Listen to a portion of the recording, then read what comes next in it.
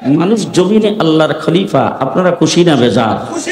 আল্লাহ আমাদেরকে সর্বোচ্চ সম্মানিত জাতি হিসাবে সৃষ্টি করেছেন এবং সৃষ্টি করে সর্বপ্রথম জান্নাতে রাখছে। আমাদের জায়গা কোথায়? আমরা অতি বেশি সম্মানিত, এই জন্য সম্মানের জায়গা জান্নাতের মধ্যে আল্লাহ বসবাস করার জন্য দিয়েছেন। তাম পৃথিবীতে আল্লাহ 1,24,000 নবী প্রেরণ করেছেন। এখন যদি আমি এক এক করে আপনাদেরকে জিজ্ঞেস করি কোন নবীর বাড়ি কোথায়, তাই আপনারা কিন্তু বাড়ির ঠিকানা বলতে পারবেন। আমার নবী মুহাম্মদুর রাসূলুল্লাহ সাল্লাল্লাহু আলাইহি ওয়াসাল্লাম জন্মগ্রহণ করেছেন মক্কায়। যদি জিজ্ঞেস করি ওনার বাড়ি কই, বলে ওনার বাড়ি মক্কায়। হযরত ইউসুফ আলাইহিস সালামের বাড়ি কোথায়, বলে মিশর। হযরত মূসা আলাইহিস সালামের বাড়ি কোথায়, বলে মিশর। আচ্ছা বলেন তো ইব্রাহিম আলাইহিস সালামের বাড়ি কোথায়, বলে ফিলিস্তিন। এরকম প্রত্যেক নবীর আলাদা আলাদা বাড়ির ঠিকানা আছে। যদি জিজ্ঞেস করি আমাদের বাবা আদম আলাইহিস সালামের বাড়ি কই, যে কোরআন বলছেন ওয়াকুলনা ইয়া আদম উসকুন আনতা ওয়া যাওজুকাল জান্নাহ। আল্লাহ পাক বলছেন আদম জান্নাত তোমার জন্য বাড়ি, তুমি তোমার বেগমরে নিয়ে থাকো। আদম আলাইহিস সালাম আমাদের বাবা, কোথায় ছিল বাড়ি? জান্নাত থেকে আল্লাহ পাক আমাদেরকে দুনিয়াতে প্রেরণ করেছেন আবার জান্নাতে নেওয়ার জন্যই। কথা বলেন ঠিক না বেঠিক?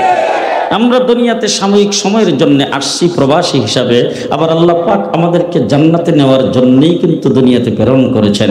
তবে জান্নাতের রাস্তাটা কি হবে? আল্লাহ যে আমাদেরকে আশরাফুল মাখলুকাত বানিয়েছেন, সৃষ্টির সেরা জাতি, সমস্ত মাখলুকাতের সর্দার বানিয়েছেন, আমাদের সর্দারিটা কেমন করে টিকে থাকবে? আমরা মানুষ হিসাবে কিভাবে পরিচয় দেব? আমাদের জন্তু জানোয়ার সহ গোটা পৃথিবীর সমস্ত মাখলুকাতের সাথে আমাদের ব্যবহারটা কি হবে?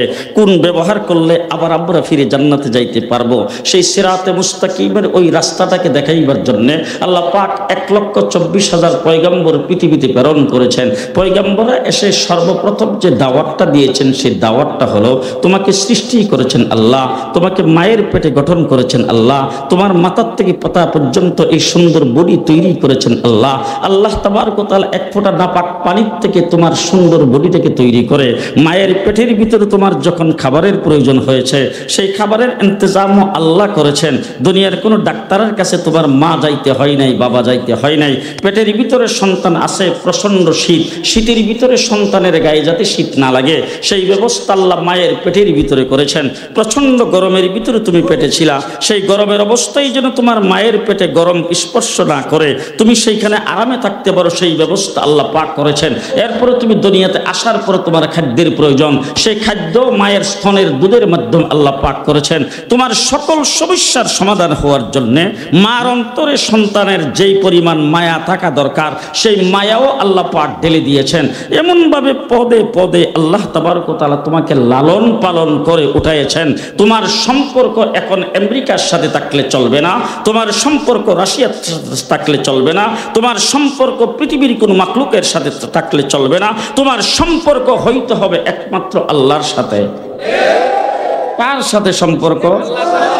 বন্দার সম্পর্কটা আল্লাহর সাথে করার জন্য আল্লাহ পাক নবী রাসূল প্রেরণ করেছেন, কিতাব নাজিল করেছেন। বন্দার সম্পর্ক আল্লাহর সাথে কি করে হবে? শতকরা 92% মুসলমানের দেশ হলো বাংলাদেশ। মুসলমানদের সর্ব অবস্থায়, সর্ব হালাতে, 24 ঘন্টায়, প্রতিটি মুহূর্তে মুসলমানদের ভরসা থাকবে কার উপর? আসতে বলবেন না, আসতে বলবেন না, কার উপর? আস্থা এবং বিশ্বাস থাকবে কার উপর? তাওয়াক্কুল থাকবে কার উপর? আল্লাহর উপর তাওয়াক্কুল থাকবে। রাস্তাঘাটে চলতে ফিরতে আল্লাহর উপর তাওয়াক্কুল থাকবে। এখন আমি আপনাদের সামনে যে কথা বলছি, আমার জবান থেকে একের পর এক কথা বের হচ্ছে, এটা কি আমি নিজে বলতে পারতেছি নাকি আল্লাহ বলাইতেছেন? বলেন বলেন, কে বলাইতেছে? তাইলে আমি যখন কথা বলার জন্য দাঁড়িয়েছি, তখন আমার জবান থেকে কথা বের হইতে হবে, আপনাদেরকে শোনাইতে হবে, আপনারা শুনতে হবে। তখন আমি কার উপর ভরসা করে দাঁড়াবো? জি, সামান্যতম কোনো তাকাব্বুরি যদি আমার ভিতরে আসে আর আল্লাহ যদি আমার জবানটাকে বন্ধ করে দেয়, আমার কিছু করার আছে? আমি কথা বলতেছি, আল্লাহ আমার মুখ থেকে কথা বের করতেছে। আপনারা যে শুনতেছেন, শ্রবণ শক্তি কে দিয়েছেন? আল্লাহ।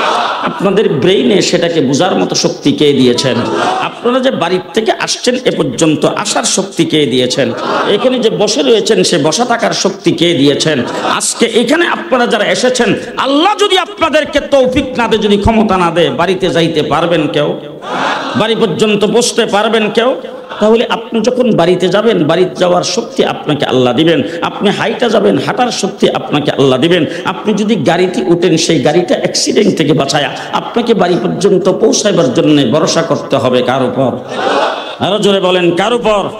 আপনি বাড়িতে যাইয়া ঘুমাবেন, ঘুমটা মানুষের জন্য অত্যন্ত আরামের। আল্লাহ পাক কোরআন শরীফের ভিতরে ঘোষণা করেছেন, ও বান্দা, তোমার ঘুম তোমার জন্য স্বাস্থ্যসম্মত। তোমার স্বাস্থ্যের জন্য ঘুমের দরকার, তোমার দিমাগের জন্য ঘুমের দরকার, তোমার ব্রেইনের জন্য ঘুমের দরকার। তুমি কাজকর্ম করবা, সেই কাজকর্ম করার জন্য তোমার ঘুমের দরকার। তুমি সর্দারি মাতবরি করার জন্য ঘুমের দরকার, রাষ্ট্র চালাইবার জন্য ঘুমের দরকার, লেখাপড়া করার জন্য ঘুমের দরকার। ঘুম একটা মানুষের জন্য অত্যন্ত বড় নিয়ামত। এই নিয়ামতটা যে তুমি ঘুমাইবা, তুমি যখন ঘুমাইয়া যাও, আমি যখন অনেক সময় রাস্তা দিয়ে আসি ঢাকা শহরের উপর দিয়া, তখন ঢাকা শহরে হাইকোর্টের সামনে, ঢাকা শহরের জাতীয় ঈদগার সামনে, মতিঝিলে রাস্তার আইল্যান্ডের উপরে অসংখ্য মানুষ উদ্বাস্ত, যারা কোনো বাড়িঘর নাই, এরকম মানুষ রাস্তার কিনারে শুয়ে ঘুমায়। তো রাস্তার কিনারে মানুষগুলি যখন ঘুমায়, শীতের দিন তো তাদের উপরে খেতা কম্বল কিছু থাকে, কিন্তু গরমের দিন মানুষটা একদম উদাম, তার শরীরে কিচ্ছু নাই, সেখানে শুয়ে ঘুমিয়ে আছে।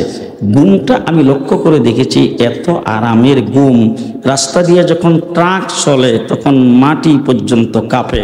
এমনকি আমার প্রাইভেট কারের পাশে দিয়ে যখন ট্রাক যায়, দেখি প্রাইভেট কারের মধ্যে পর্যন্ত জাকুনি লাগে। এই জাকুনির মধ্যে সে নাক টাইনা ঘুমাইতেছে, তার নাকের ডাকে ট্রাকের ইঞ্জিন ফেল। এই ঘুমটা তাকে কে দিয়েছেন? আরো জোরে কম।